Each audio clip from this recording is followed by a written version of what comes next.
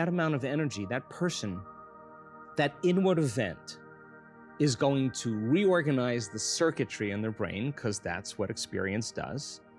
And it's going to produce a profound feeling. Now, that feeling is not fear, it's not anger, it's not hostility, it's not pain, it's not sadness, it is bliss. So now, the moment the person feels this elevated emotion, their heart goes into super coherence, they're feeling tremendous love, and the strong emotion is causing them to pay attention to the pictures in their mind.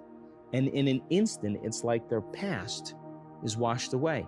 So all of a sudden, we're seeing instantaneous changes with health. A person's working with a spinal cord injury is now walking without crutches. People with Parkinson's disease, their conditions are returning back to normal, because the level of energy that's running through their nervous system is giving them a biological upgrade. And now we're seeing the same patterns, we're seeing the same brain scans, we're seeing the same changes in health, and the side effect of it is the person is completely changed as an individual. They're saying, I feel so whole, I feel so happy, I feel so free. And I think that is the natural state of being. From your workshop, there's a lot of experiences like this. Imagine 750 people in the room. They're overcoming themselves, and they start activating this center, their center of oneness, their center of wholeness. And as the heart starts getting coherent and it starts creating elevated emotions like gratitude, people are feeling the emotions of their future that begin to create holism and oneness.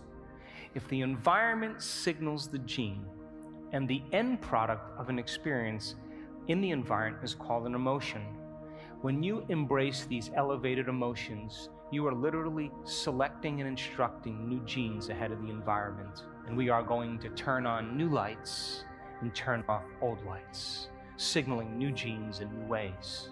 And there are tears of joy rolling down their face. They are being baptized by the divine. And when that occurs, they feel so whole and so in love with life and so in love with themselves, it's impossible to want. How can you want when you feel whole? You feel like you have everything. And that's the moment the magic happens over and over again. And there is a biological, neurological, genetic upgrade in that person. And when that occurs, you will feel so connected and so whole. You no longer experience separation. Imagine the heart is in super coherence. When that heart starts to beat in rhythm and they're sustaining it, all of a sudden that field starts to expand. That energy starts to become very coherent, like dropping a pebble in water, after pebble, and it's creating this wave. Joe, why is it so emotional for people? My God, they were breaking down, crying. Yeah, I know it probably scares a lot of people, but they're not in any type of pain. No, it looks like it's glee. Yeah, so, God, we spend so much of our lives, George, 70% of the time, according to the research, living in survival, living in stress. And when you're in survival, you're always anticipating the worst thing to happen in your life. So most people live by the emotions of fear or anger or hostility or aggression or competition or envy or jealousy. And they don't know how to open their heart, because in survival, it's not a time to open your heart. If you're being chased by a predator, it's not a time to learn. It's not a time to sit still. It's not a time to go within. The survival gene is switched on. You have three choices. You run, you hide, or you fight. People then close down their heart because they don't want to be vulnerable.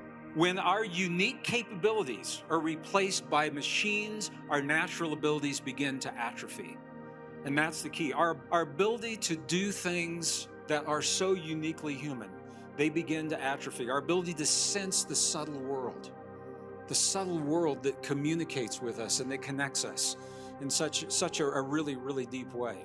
So it's all about self-regulation of our biology. It's all about our humanness, all about the key to your mastery, your personal mastery. I'm just going to tell you a story. I was not, in the interest of time, and it's so present with me, I'm just going to share it with you. I mentioned I live in northern New Mexico.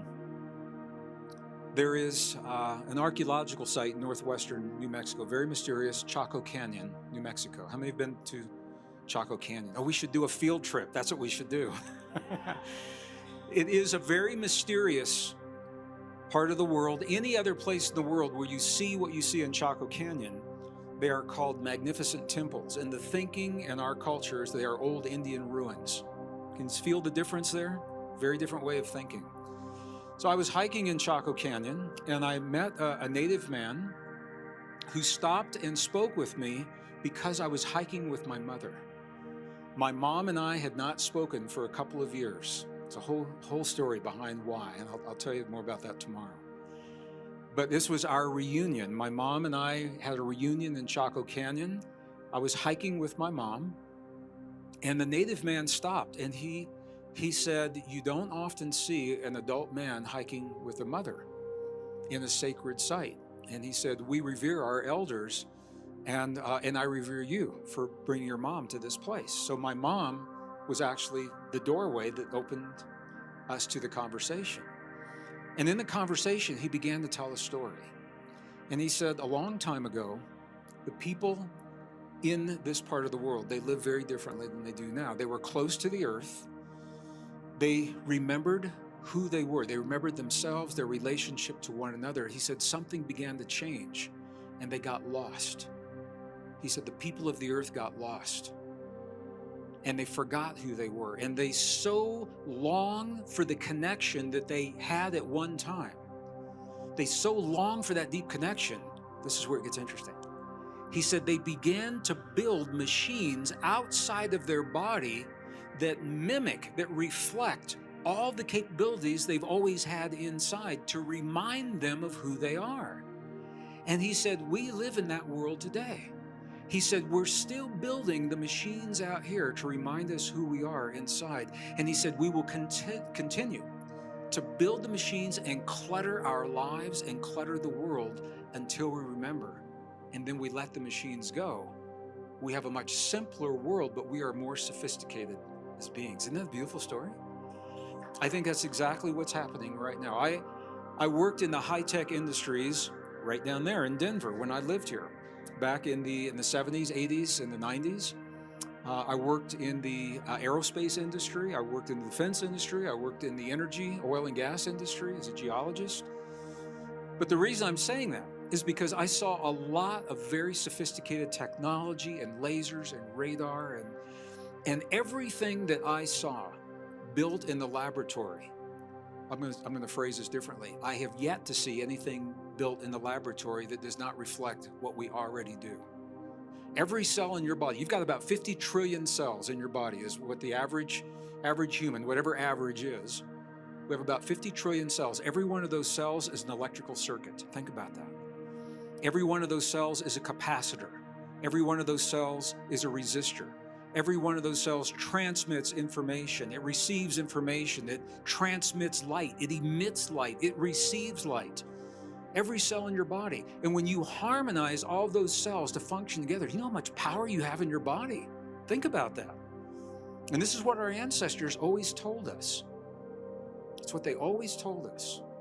And one of the very interesting things, I have friends who deal a lot with psychologists who deal with abduction phenomenon, from other worlds and things like that.